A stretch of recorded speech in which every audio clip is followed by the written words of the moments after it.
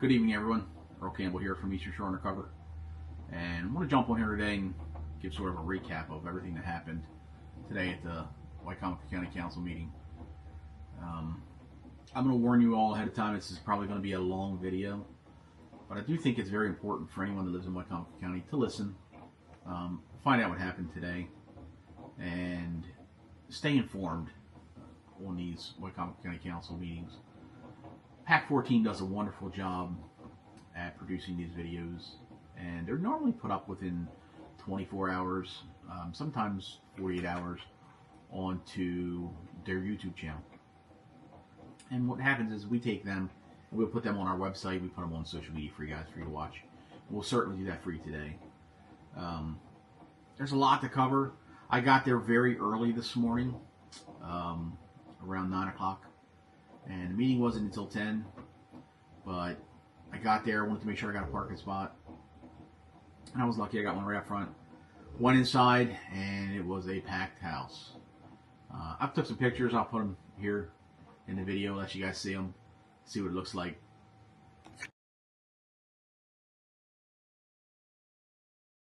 So as you can see, there was people everywhere.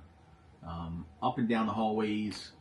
There wasn't an empty seat inside the chambers for most of the meeting. And unfortunately, what happened was there was a lot of people there that wanted to talk during the public comments. But the public comments didn't start until probably 1:30, around that time, 1 o'clock, between 1 and 1:30. And a lot of people had to leave. They had to go pick up their kids, they had to go run errands. There's various things they had to do.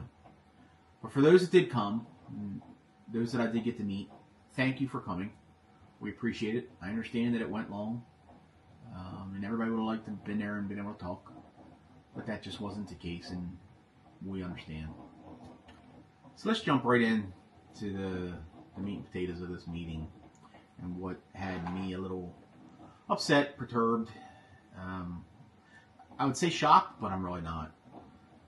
Start off, they had a lot of proclamations today. They gave some out for teacher awards, they gave some out for EMS and emergency services, but the one I want to focus on was the National Police Week. And we had Captain Wiersberger, Captain Wagner, neither two of which do I know. I've never met either one of them. Seemed like nice guys. And then there was Lieutenant Alessandrini, who I do know. Very nice guy, great guy. From the Wicomico County Sheriff's Office. And they were presented the proclamation for National Police Week by Councilman Jeff Merritt. So they get up there and they get their pretty little pictures, and it's a nice little photo op for the council, and they stand there with their award and they make it a real big thing. I think sometimes it's more for the council than it is for anything else. But neither here nor there. Everybody got to take a picture. You'll see it on the video when you watch it.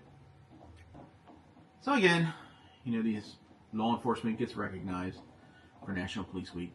We thank them for what they're doing. We put them in front of a camera. We say, hey, great job, guys.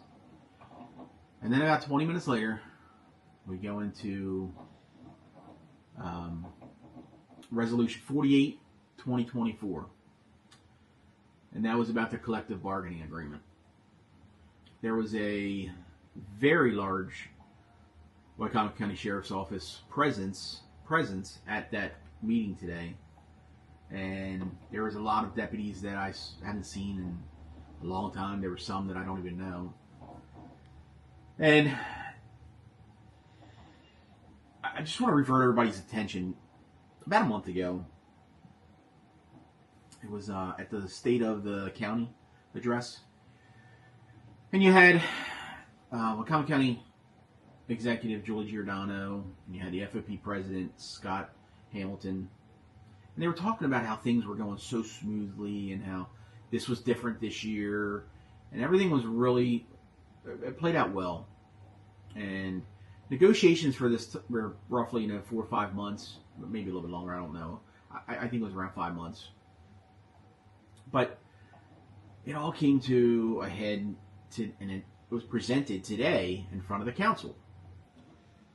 keep in mind, this was already negotiated by the FOP, County Executive Julie Giordano, and a Sheriff's Office representative, and it was presented in a fiscally responsible way. And everybody had agreed on it. There was a new wage scale. There was a 2.5% COLA for the retirees. And there were some amenities that, wanted to be thrown in there for good measure. And I don't know all the amenities. I don't want to sit here and tell you guys. I don't really know. Well, as usual, the council had an issue with it. And it shouldn't come to a shock to anyone. They claimed they wanted actuary numbers, and they wanted this, and they wanted that, and they wanted data, and blah, blah, blah, blah, blah, blah, blah.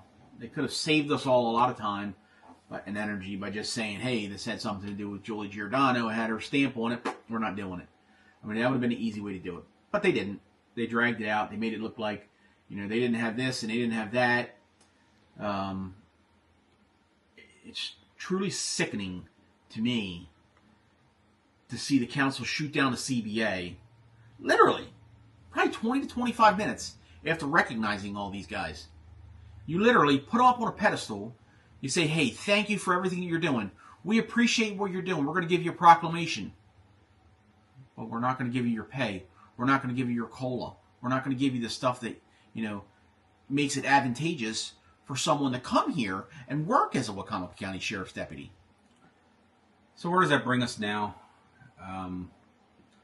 Basically, from my understanding, is the attorneys from each side will get together again and rework some, I guess, numbers that'll be agreeable to the council, or provide them with whatever numbers they need.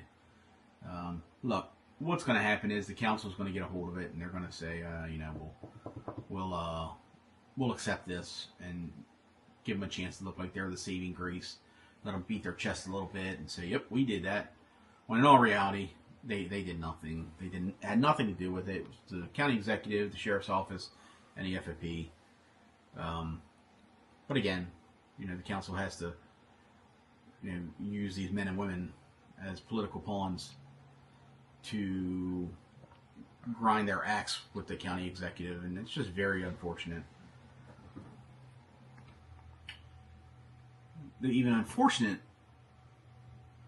thing was seeing the sheriff's deputies leave that government office building in the condition that they were.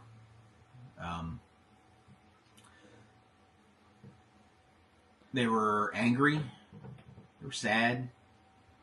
Some that were just frustrated.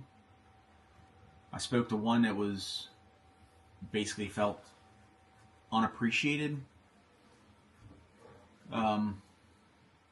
I hadn't even left there. It hadn't even been 20 minutes after that portion of the council meeting, and I started getting text messages and Facebook messages and messages on the page from deputies that are just completely, they're angry, and they've got every right to be. I got Facebook messages from deputies that I don't even know. Never met a day in my life. I had to look on their page to make sure they were really a deputy. Who said this is unacceptable, this is ridiculous. Basically venting their frustrations because of this council. It's very unfortunate. The men and women of the Wicomico County Sheriff's Office, from those who I've spoke to, they're deflated, depressed, and in disbelief. And folks, unfortunately, it doesn't just stop with the sheriff's office. It affects every one of us. Because what a lot of people don't realize is that a lot of the things that were put into this collective bargaining agreement were to help attract outside officers to come work here in Wicomico County. So then there was a couple other resolutions, and one of them was the fire department. And I don't know all the details about this, but the fire departments asked for, I'm going to use rough numbers, $50,000. I think it was a little bit more than that, but roughly in that ballpark, $50,000. And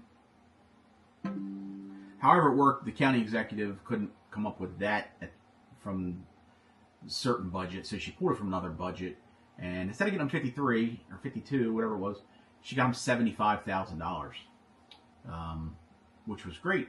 I'm sure everybody would be happy.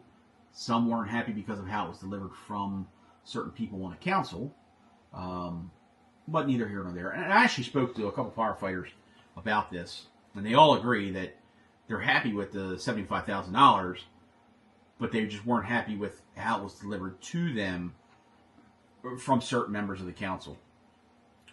So, what do you think happened with that? Council voted it down, said, nope, not going to do it.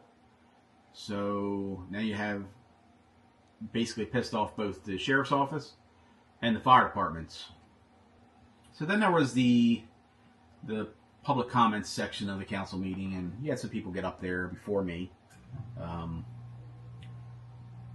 they said what they needed to say. And then I got up there, and it's funny. I type the night before. I type up all this stuff that I'm going to say, and I go over it like 20 times to make sure I'm under 3 minutes.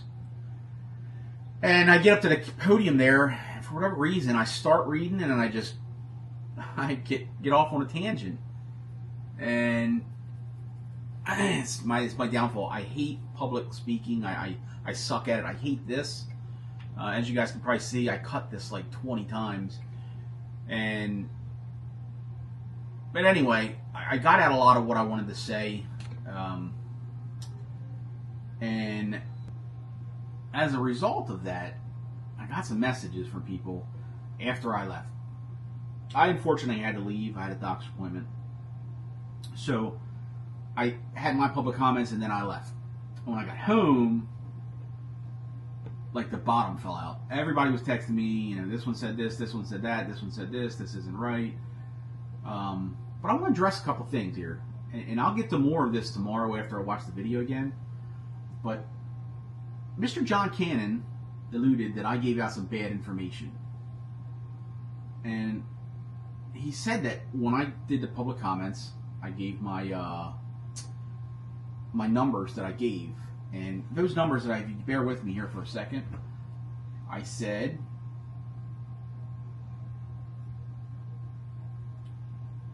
I referred to Charter Revision number 579, question A, and I said that question was posed to the Wicomico County voters, and the results were 19,506 voted for, 14,136 were against. Now, I did not get to hear this, but I hear from very reliable people that Mr. Cannon basically said that my information was incorrect, and that it was roughly 10,000 to 9,000. Well, Mr. Cannon, I'll show you where I got my numbers from, and then I'll ask you to send me an email to info@eastershorundercover.com where you got your numbers from, and I'll post them for you. Here's where it is. So that means that 57.98% were for the county executive position, 42.2% were against. Now, from my standpoints, a little over 5,400 people, 5,400 votes of a difference, that's a pretty big difference. So again, if you have that information, Mr. Cannon, and you can show me where it says that there must be some mistake on your website, because that's from the county website, it's from the state website of elections, is where I got that information from. So if you can prove me wrong, I'll apologize to you. I've been wrong many times. When I'm wrong on the page, I admit it. I say I'm wrong. This time I don't think I'm wrong. So then there's one more that I want to address tonight. And that's Mr. Jeff Merritt. So this guy, each week, or each council meeting, we hear these backdoor jabs about, you can't take social media this and social media that, and constantly taking shots. We all know who they are. He's talking about Eastern Shore Undercover. We've all heard the comments of what he said, and today he made an allegation that he wasn't a part of the poll that we had this weekend. And I'm here to tell you that man is flat out lying. 100%. No ifs, ands, or buts about it. And I'm going to show you why. So if you look here, this was the poll that we ran over the weekend. Started on March 18th at 11:30, roughly 11:30 in the morning. And these were the results, 89% to 11%. But that's neither here nor there. Mr. Merritt's comments was, he did not vote on this poll. So then we're going to go down here. Right here where it says votes. Can y'all see that? Right here? We're going to click on this. And then it's going to drop over here and it's going to give us our friends. Now, I'm going to zoom in here for you guys a little bit. And I'm going to point out a name to you. Who is that right there? I even light it up for you. Who is that? For a man that sat on that council today and said he didn't vote, he didn't go on this poll, I beg to differ. I encourage you all, go on here and do it. Do it yourself. You see for yourself. You be the judge. So I guess, somehow someone went on Mr. Merritt's page and liked the poll, but it wasn't him. Must have been a fake page that duplicated his and then switched back. Doesn't even make sense. He voted. No two ways about it. So, folks, I don't know what else to say tonight. I'm very tired. I'm gonna shut this down after we post this video tonight. The folks at the Wicomico County Sheriff's Office, firefighters in the county, I'm truly sorry that you guys have been brought into the middle of this as political pawns of this council. It's truly a shame. That's all I really have for today. I want to thank you guys. Oh, before I forget, I have to show my shirt. I promised I'd show it off a little bit. So, proudly drinking the Julie juice. Earl Campbell, meet your show Undercover. Thank you guys for tuning in tonight. And it's 9:30 here. So, exporting this, posting it to Facebook, and then going to bed. Good night, everybody.